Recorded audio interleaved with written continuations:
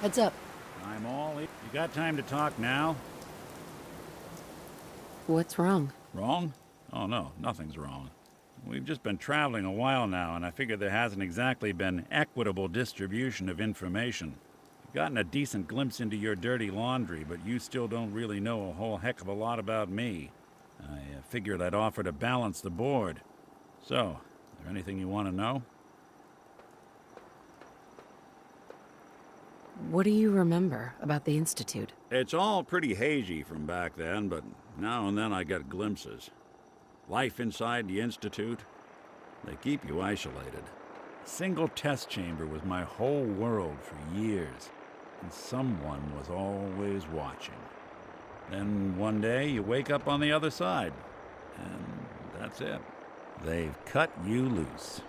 Welcome to the brave new world, with such people in it. What's with the outfit? After I started the agency, it just seemed like the sort of thing a detective ought to wear. I got some old memories, pre-war. Faded to all heck, guys dressed like this, doing what I do. Putting on the hat and trench coat, I figured it'd let folks know I was serious about the whole thing. Clothes make the man and all that. Guess I felt they made me the man I wanted to be. So, who are you, Nick? That's a question I've been trying to figure out myself for a long damn time. I know I'm a synth, authentic Institute handiwork, but I'm still mechanical, not bioengineered like the fancy synths giving everyone the willies these days. I get tune-ups now instead of checkups. My memories, my personality, they're all lifted from some cop who volunteered for an experiment back before the war. They scanned his brain and copied it onto the hardware that runs between my ears. Don't know why they chose to make a robot based on some pre-war cop. Bioengineered. Hey, maybe that's why the Institute tossed me in the garbage instead of turning me into one of their people snatchers. That's terrible.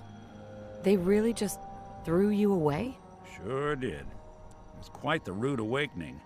I remember waking up one day in a garbage heap, a body in tatters and a head full of memories belonging to a man who'd been dead for 200 years. Suffice to say, it was a confusing couple of weeks. Folks didn't really know much about synths back then, so when I finally ran into people, they mostly treated me with caution rather than hostility. But the kids, they weren't afraid. I think his name was Jim.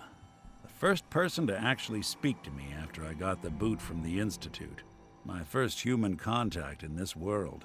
Grilled me for an hour. Once they'd seen I wasn't going to hurt anyone, the other folks in the neighborhood came out to ogle the mechanical man. It eventually turned into a pretty swell soiree.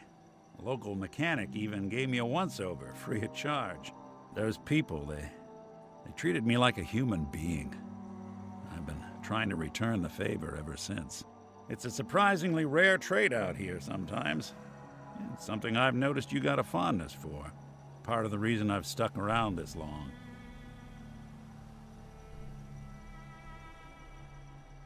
If you're good to people, they'll be good back.